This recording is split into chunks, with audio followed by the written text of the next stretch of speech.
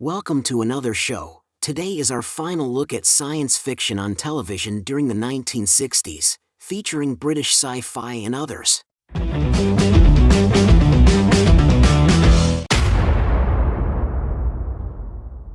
I'll give you a rundown on the situation.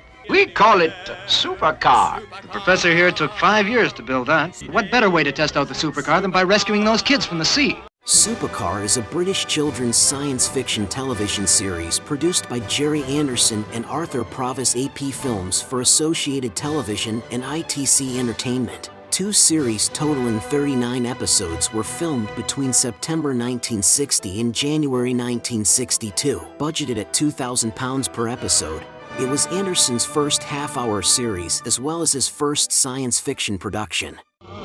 Supercar! Supercar!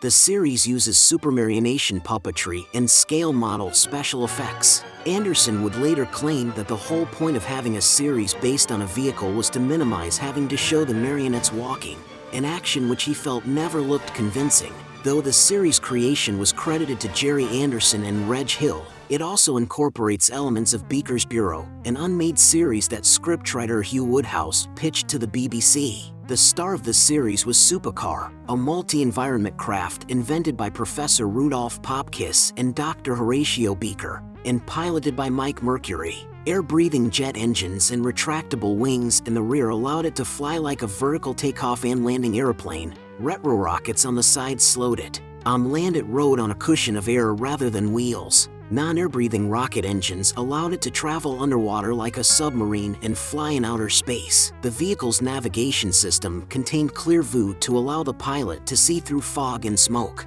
The vehicle was housed in and supported from a laboratory at Black Rock, Nevada. Scriptwriter brothers Hugh and Martin Woodhouse devised supporting characters Dr. Beaker, Master Spy and Zarin to expand on Anderson's original concept, which featured only Mike Mercury, Jimmy, and Mitch. In the UK, comics based on the series appeared in TV Comic from 1961 to 1964, running from issue number 483 until issue number 667. These stories were drawn by H. Watts and Bill Mavin. Further Supercar comics were published in TV Century 21 from January 23, 1965 to January 8, 1966. Drawn by Bruno Marafa, Supercar was the first Gerry Anderson series to be adapted as a comic book in America, with the Gold Key Company releasing 4 issues between November 1962 and August 1963. It was used for close-up shots, and 2 smaller ones measuring 24 inches and 5 inches. XL5's rocket sled launch was based on rumored Soviet plans to fire craft into space on a track ending in a ramp. Fireball XL5 also spawned tie-ins including toys, an NPC playset with rocket ship and figures, model kits, puppets, ray guns, water pistols, comic strips, and annuals. A black and white comic strip, drawn by Neville Maine, was printed in TV Comic from 1962 to 1964. In January 1965, the strip moved to the newly launched TV Century 21 Comic, where it remained for the next 5 years. The comic's adventures, written by Todd Sullivan and drawn by Mike Noble, were printed in color until 1968, when it evolved into a text feature. Robert the Robot is the only voice Gerry Anderson actually performed on one of his shows. It was also his Gerry last black and white puppet TV series.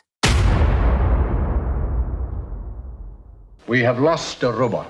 Lost? I don't understand. However, we have found the robot. I'm sorry I expressed myself badly. We have located the robot. Out of This World is a British science fiction anthology television series made by the ITV franchise ABC Weekend TV for ITV. It was broadcast on ITV in 1962. A spin-off from the Armchair Theatre anthology series, each episode was introduced by the actor Boris Karloff. Many of the episodes were adaptations of stories by science fiction writers including Isaac Asimov, Philip K. Dick, and Clifford D. Simak. Good evening. Tonight we meet Major General Calmer, charge of Hyperbase 7? Series creator Irene Shubik joined ABC Television as a story editor on the anthology series Armchair Theater under producer Sidney Newman in 1960. A science fiction fan since her university days, Shubik approached Newman during the summer of 1961 with the notion of making a science fiction version of Armchair Theater, similar to the Armchair Mystery Theater spin-off that specialized in crime and mystery stories. Shubik soon ran into difficulties finding material suitable for adaptation, a problem that had plagued earlier aborted attempts to get a similar series off the ground. A useful contact Shubik made was with John Carnell, a key figure in British science fiction, founder of the magazine New Worlds and agent for many British science fiction writers. Carnell assisted Shubik in selecting material and put her in contact with writers and publishers. Carnell also promoted the series heavily in New Worlds, giving it the cover of the July 1962 edition. The first episode, The Yellow Pill, attracted 11 million viewers, placing Out of This World 11th in the television ratings for that week and beating the popular police drama series Z-Cars. Critical reaction to Out of This World was, on the whole, positive. Although the series was judged a success, the departure of both Sidney Newman and Irene Shubik to the BBC meant that a second season was not made. There were 13 episodes in all. Out of the Unknown, a British television science fiction and horror anthology drama series, produced by the BBC and broadcast on BBC 2 in 4 series between 1965 and 1971. Most episodes of the first 3 series were dramatizations of science fiction short stories. Some were written directly for the series, but most were adaptations of published stories. The first 3 series were exclusively science fiction, but that genre was mostly abandoned in the final year in favor of horror fantasy stories, with only one story based around science fiction. Many videotapes of episodes were wiped in the early 1970s, as was standard procedure at the time. A large number of episodes are still missing, although some have resurfaced. For example, Level 7, an episode in Series 2 originally broadcast on October 27, 1966, was returned to the BBC from the archives of a European broadcaster in January 2006. There were 49 episodes total, with 28 missing and 1 is incomplete. Not a nova. Have you checked? Yes, I've been through the charts. There shouldn't be anything there. A comet? Could be.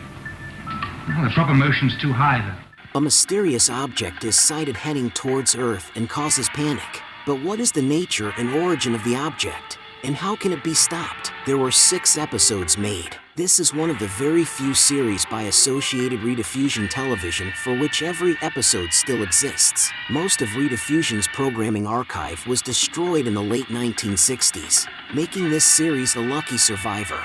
From Mike Ryan on IMDb, I rated this a 6 because there's no 5.5. The show is right in the middle of the road. Not great, not horrible. It shows its age. It's in black and white. There are no special effects on the first episode. There was also precious little in the way of a cast. The title music was atonal 1960s stuff that gave me a bit of a headache, but that passed. The plot is basic. Something is coming towards Earth. It's big enough to destroy the planet, and it's going to be here soon. Astronomers detect it. Then the government takes over. Given that it's of the same era as Twilight Zone, it's not that bad. The writing is okay. The acting isn't great, but this is obviously a low-budget show with stock clips. For those used to more in the way of glitz, it may just seem like a very old period piece of little interest, but then you might enjoy it. Coming in to make vertical landing, Father. Welcome home, son. Sorry not to have a big reception party to meet you after your leave. We've got a major rescue operation. Thunderbirds is a British science fiction television series created by Gerry and Sylvia Anderson, filmed by their production company AP Films and distributed by ITC Entertainment. It was made between 1964 and 1966 using a form of electronic marionette puppetry dubbed Supermarionation combined with scale model special effects sequences. 2 series, totaling 32 episodes, were filmed. Production ended with the completion of the 6th episode of the 2nd series after Lou Grade, the Andersons' financial backer, failed in his bid to sell the program to American network television. Set in the 2060s, Thunderbirds is a follow-up to the earlier Supermarionation productions for Feather Falls, Superar, Fireball XL5 and Stingray. It follows the exploits of International Rescue, a life-saving organization equipped with technologically advanced land, sea, air, and space rescue craft. Set between 2065 and 2067, Thunderbirds follows the exploits of the Tracy family, headed by American industrialist and ex-astronaut Jeff Tracy. Jeff is a widower with 5 adult sons, Scott, John, Virgil, Gordon, and Alan. The Tracys make up International Rescue, a secret organization founded to save human life. They are aided in this mission by technologically advanced land, sea, air, and space vehicles that are called into service when conventional rescue methods prove ineffective. The most important of these vehicles are the 5 Thunderbird machines, each assigned to one of the 5 Tracy brothers. Gerry Anderson drew inspiration for the series' underlying concept from the West German mining disaster known as the Wunder von Lengede, Miracle of Lengede. In October 1963, the collapse of a nearby dam flooded an iron mine in the municipality of Lengede, killing 29 miners and trapping 21 others underground. Lacking the means to drill an escape shaft, the authorities were forced to requisition a heavy-duty bore from Bremen. Despite the considerable time necessary to transport the bore by rail, significantly reducing the chances of a successful rescue, 11 of the trapped miners were eventually saved. Recognizing the advantages of swifter crisis response, Anderson conceived the idea of an international rescue organization that could use supersonic aircraft to transport specialized rescue equipment quickly over long distances. Thunderbirds is generally considered the Andersons' most popular series and their greatest critical and commercial success. In 1966, the Royal Television Society awarded the series a silver medal for outstanding artistic achievement. In 2007, Thunderbirds came 19th in a Radio Times poll for the best science fiction TV program of all time, and in 2013, it was ranked 4th in the Channel 5 list show 50 Greatest Kids TV Shows. Acknowledging the series' enduring appeal for both young and old, Robert Sellers remarks that the cult of Thunderbirds has grown to near mythic proportions. Gerry Anderson would take the sets, props, etc. and have them dirted up and made to look worn and damaged before filming, giving them a more realistic appearance. This technique was later used extensively by George Lucas in Star Wars. Thunderbirds is very popular with real-world scientists, inventors, and engineers, much to creator Gerry Anderson's own surprise. Gerry had an interest in aircraft from his boyhood days, as his brother Lionel was a pilot in the RAF during World War II. This interest took him to Feltham, England, where the supersonic aircraft Concorde was being built. A design engineer gave Anderson a tour of the facility. "I was dreading that he would ask me what work I did," recalled Anderson, "because here was state-of-the-art aircraft, supersonic, and here I was, a filmmaker of puppet shows." The engineer did, indeed, ask Anderson what he did for a living, but he remained evasive until he finally offered only that he was in film business and finally later that he was a producer. The engineer persisted. "Finally, I mumbled Thunderbirds," says Anderson. "The response was electric. I was told, 'Don't move.'" He ran upstairs and all of the designers came down with him. They talked with me for an hour. All of them were fans. They even had a theory that Thunderbird 2 would fly if it were built. Quite amazing. I thought they would all sort of laugh. When the Concorde made its maiden flight to Toulouse, France, to be unveiled, it was greeted by the band of the Royal Marines striking up Barry Gray's Thunderbirds March. You're the one who was meant to be killed. You mean the gunman made a mistake? No. But he said it was the man that Frank had some kind of a hold on. Undermined is a science fiction television drama produced by ABC Weekend Television in 1965. It ran for 11 episodes of 60 minutes each. It starred Jeremy Wilkin, Rosemary Nichols, and Dennis Quilley. The series was devised by Shoestring and Bergerac creator Robert Banks Stewart, who also went on to write for Doctor Who. Personnel officer Drew Harriet returns to the United Kingdom after working in Australia to discover his brother, police detective Frank Harriet, behaving oddly, to the distress of his sister-in-law and, investigating together, they discover that a disembodied alien force is using high-frequency signals to brainwash people, including Drew's brother, into committing subversive acts as a prelude to a full-scale invasion. Together, Drew and in battle to stop the acts of sabotage while trying to alert Britain to the danger.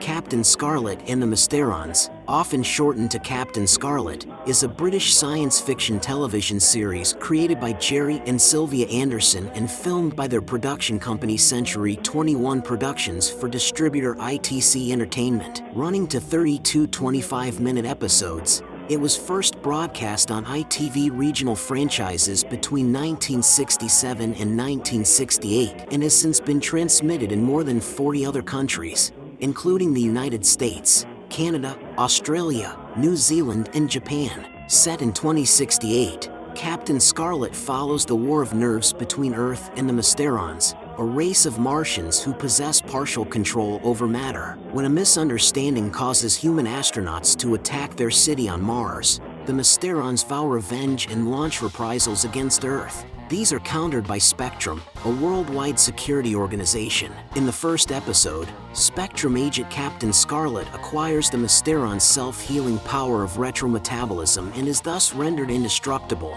being able to recover from otherwise fatal injuries. In this way, Scarlet becomes Spectrum's top asset in its fight against the Mysterons. Compared to Thunderbirds, Stingray, and earlier Anderson productions, Captain Scarlet is generally considered darker in tone and less suited to child audiences due to its violent content and themes of alien aggression and interplanetary war. The change in puppet design has divided opinion, while the wisdom of making the protagonist indestructible has also been questioned. However, the series has been praised for its use of a multinational, multi-ethnic puppet cast and depiction of a utopian future Earth. A computer-animated reboot, New Captain Scarlet, was first broadcast in 2005. The series begins in 2068. In the first episode, the crew of the Zero-X spacecraft are investigating the surface of Mars after mysterious radio signals are found to be coming from the planet. The source is discovered to be an alien city, which the astronauts destroy in a missile attack after mistaking a harmless surveillance device for a weapon. The city's inhabitants, the Mysterons, are a collective of sentient computers that possess partial control over matter and communicate in a deep, echoing voice. After using their power of reversing matter to rebuild their city, they swear revenge for humanity's unwarranted aggression and declare war on Earth. The voice of the Mysterons, and hence that of Captain Black as a Mysteron agent, was produced by having Donald Gray read his lines as its provider at normal speed whilst the tape recorder was accelerated. When the tape recording was played back at normal speed, the sound of Gray's voice became deeper and slower than his own, and hence more ominous and menacing. The face and voice of Captain Scarlet were both based on Cary Grant. In fact, Captain Scarlet's voice artist, Francis Matthews, was chosen to voice the character based on the fact he could do a Cary Grant impression. In fact, series creator Gerry Anderson came close to moving heaven and earth to get Matthews, who had been either unintested or unavailable. Anderson managed to convince Matthews to divide his time between onstage appearances in Noel Coward's play Private Lives and the Captain Scarlet voice recording sessions. I'm Johnny Sokko. Nice to meet you. Now, Johnny. Giant robot, go! Johnny Sokko and His Flying Robot is a manga and tokusatsu series created by Mitsuda Yokoyama. It is similar to Yokoyama's Tetsujin 28 Go, known as Gigantier in the US, but Giant Robo has more elements of fantasy. The original 26-episode tokusatsu TV series, produced by Toei Company, aired on Net, later renamed TV Asahi, from October 11th, 1967 to April 1st, 1968. Earth is invaded by an interstellar terrorist group, Big Fire, the Gargoyle Gang in the American version, led by Emperor Guillotine. Guillotine spends most of his time in a multicolored spaceship hidden at the bottom of Earth's ocean, from which he issues his orders. The group has been capturing scientists to create an army of monsters to help them conquer Earth. A boy named Daisaku Kusama, Johnny Sokko in the American version, and a young unicorn peacekeeping agent named Jiro Minami, Gerry Mano in the American version, are shipwrecked on an island after their ship is attacked by the sea monster Decoller and subsequently captured by Big Fire. They flee onto an elevator leading to a complex where a pharaoh-like giant robot is being built by captive scientist Lucius Guardian, who gives Daisaku and Jiro its control device. Guardian helps them escape before he is shot to death. Before he dies, he triggers an atomic bomb which destroys the base. The radiation activates the robot, which now obeys only Daisaku. The boy is invited by Jiro and his chief, Azuma, to join Unicorn and fight Big Fire with Giant Robo. Emperor Guillotine and the rest of the supporting cast were not Mr. Yokoyama's creations and hence could not be used in the Gianto Roboto anime. Oh, come on, Steve, you must have met him somewhere. Jimmy, me boy, I can honestly say I never met him before in my life.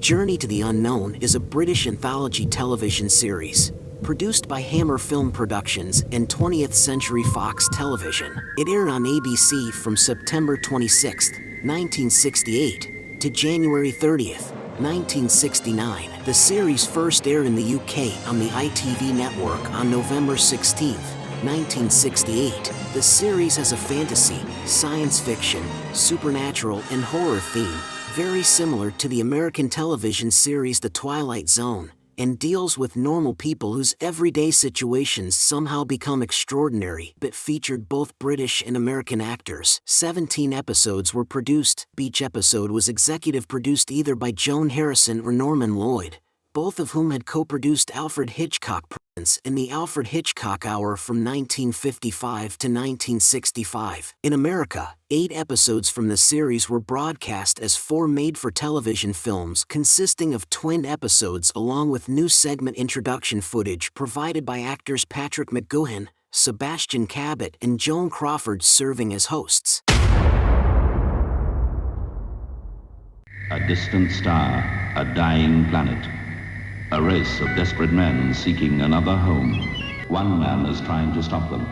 A man not of this world. Counter-Strike is a British science fiction television series produced by the BBC in 1969. It starred John Finch as an alien living on Earth posing as a journalist named Simon King. As King, he attempts to prevent an alien invasion. Star John Finch called it a big disappointment, a good cast but poor scripts. Counter-Strike was originally proposed to the BBC in 1966 and a theme tune and effects were produced, but the project was shelved due to the airing of the US import series The Invaders on ITV, which had a similar premise. And it don't laugh. It had crystals, only big. Big as hell, big as pigeon's eggs. Draw it. It lasted for one series of 10 episodes, of which 9 episodes were actually transmitted. Out of Mind, the 6th episode, was cancelled on the night it was due to be shown and was replaced by a documentary on the Cray brothers who, on the same day, had been refused leave to appeal against their prison sentences. Out of Mind was, for unknown reasons, never rescheduled. It remained unscreened and was subsequently wiped from the BBC archives, thus making it one of the rarest pieces of British science fiction television. Lieutenant, Atlanta, meet Marina, the latest recruit to the World Aquanaut Security Patrol. Marina. Well, as I was saying, at least we know what we're up against. Well, I certainly know what I'm up against. Some friendly and others hostile, as well as strange natural phenomena. Stingray was the first British TV series to be made entirely in color, a move intended to increase its appeal to the lucrative American market. The underwater sequences were filmed dry by shooting the sets through thin aquariable heads showing a range of facial expressions. The series has drawn a largely positive response from commentators, some of whom have compared its premise to the Cold War. Stingray, a nuclear-powered combat submarine, is the flagship of the World Aquanaut Security Patrol, a branch of the World Security Patrol, WSP, responsible for policing the Earth's oceans in the mid-2060s. Armed with Sting missile torpedoes, Stingray is piloted by the square-jawed Captain Troy Tempest. He is paired with Southern Navigator Lieutenant George Lee Sheridan, nicknamed Phones for his secondary role as Stingray's hydrophone operator. Troy phones board Stingray from the Marineville standby lounge by sitting on twin seats that are then civilizations. Among these is the undersea city of Titanica, ruled by King Titan. A despot, Titan commands the Aquamphibians, a warrior race who possess a fleet of lethal submersibles called mechanical fish. In late 1962, as production on Fireball XL5 drew to a close, Gerry Anderson decided that an underwater series was the next logical step for production company AP Films. We had been on land and in space, so where could we go next? One possibility was underwater. He was inspired by childhood memories of U-boats in the Second World War, as well as by the mysteries of the ocean. The series' closing titles focus on the love triangle between Troy, Marina, and Atlanta. They feature Troy singing Aqua Marina about his feelings for Marina, performed by Gary Miller with soprano backing vocals, while Atlanta gazes wistfully at his photograph. Writing in 2006, Robert Sellers described Stingray as the first truly classic Anderson show, whose special effects have stood the test of time remarkably well. Daniel O'Brien, author of SF UK, How British Science Fiction Changed the World, considers it to be perhaps the archetypal Gerry Anderson series. Sarah Kerchak of the AV Club suggests that compared to villains of earlier Anderson series, Titan and the Aquamphibians serve as a more classically Cold War-style villainous other. She adds that in the world of Stingray, the battle lines between land and sea are clearly defined, the enemy is always watching, and the target of their aggression is always close to home. The 1960s also saw the publication of two original novels by Armada Books, Stingray and the Monster, written by John William Jennison under the pseudonym John Thaden. That was our third video featuring science fiction on television during the 1960s. What did you think? Were you a fan of any of these shows? Let me know your thoughts in the comments section, and, while you're at it, I'd be honored if you subscribe to my channel. Check out my Carl Vincent Vampire Hunter franchise, also in the comments section. Until next time, this is Axel and for Kevin Given saying live long and prosper, may the force be with you and keep reaching for the stars.